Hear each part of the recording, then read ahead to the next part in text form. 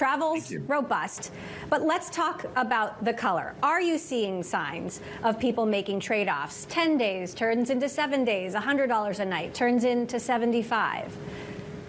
You know, it's funny, Emily. We are not seeing any measurable slowdown. What we said in our Q1 outlook is we are expecting pretty steady growth. Now, we are expecting a little bit more accelerated growth in short-term stays, but that's more of a recovery. We're seeing more recovery short-term stays. We're seeing more people go to cities, and we're seeing more people cross borders. Between urban and cross-border, that was around 80% of our nights booked before the pandemic. So it's really more a matter of a recovery of the old ways of traveling and a real sustainability of the new ways, like including people staying longer and traveling to more places.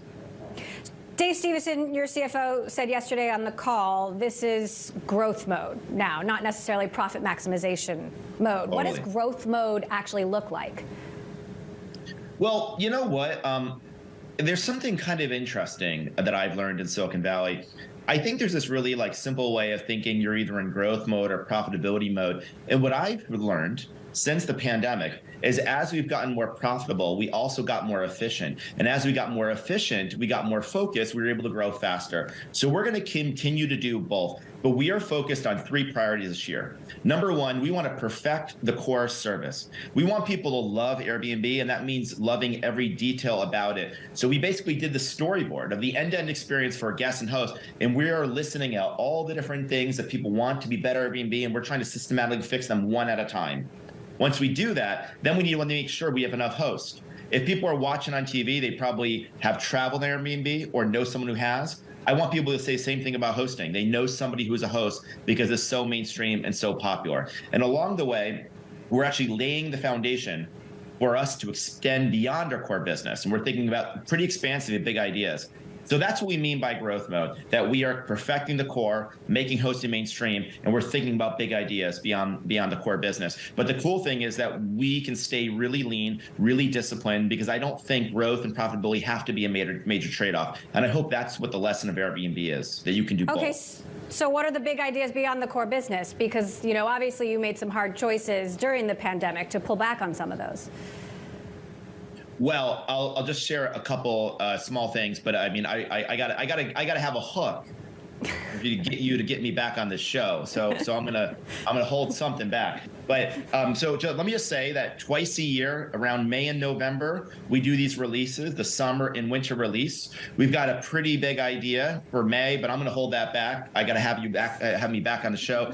But we are thinking about investing a little bit more in experiences, and I'm really, really excited for that opportunity. Longer term stays, we think is a really continual opportunity for us. So we think those are really interesting. We also think that there's some really great services for guests and hosts that we think they're going to really like. And there might even be some things people want to pay for. So these are some of the initial ideas we have.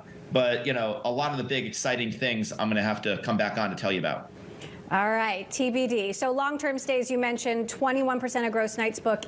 Has that plateaued? Do you think that's max at this point?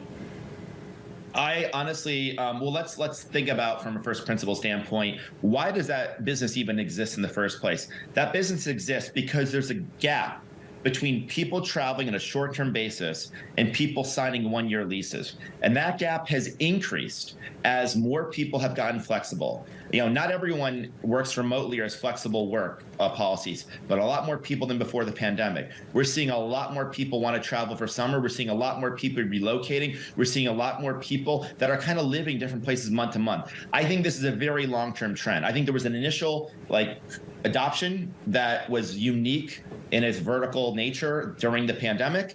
I think it is normalizing, but over the course of 10 years, that's going to keep going up because people are going to continue to get more flexible.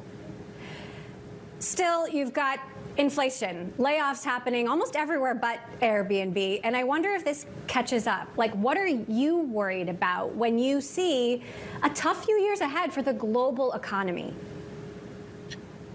Well, I certainly worry about, our hosts. I mean, a lot of them live at or below median income, and Airbnb is an incredibly important way for them to make money. And I think Airbnb can be a way for more people to become a host. As far as our employees, though, we did make some hard choices. But here's a stat. We have 5% fewer employees than before the pandemic, and we have 75% more revenue. So we are extremely disciplined, very focused, we're very lean, and I think we're pretty insulated from a reduction in force standpoint. And we are really lean, we're really focused. And, we basically made a lot of hard decisions, and then we never left that discipline. And it was partly because we knew we were living in a time of uncertainty, but it's also because we knew that as we got more disciplined and lean, it actually became a better experience to work here. It was easier to get work done. It was easier to innovate. So I think that, we're ready for whatever storm is ahead. Let's talk about the storm. You've got $14 billion in cash amassed. How are you thinking about what to do with that? Is that just a massive rainy day recession fund? Well, I hope it's more than that. We are absolutely going to be looking at growth opportunities to invest in. But one of the lessons I learned from before the pandemic is I remember I had a teacher who said, Brian, you can do everything you want in your life, just not at the same time. And so I want us to be incredibly rigorous, thinking one step in front of the other. But we are absolutely looking at expanding our market, going to some new opportunities. So where there's a good opportunity, we will invest, but we're going to continue to be extremely disciplined and, expect us to generate a lot more free cash flow this year as well.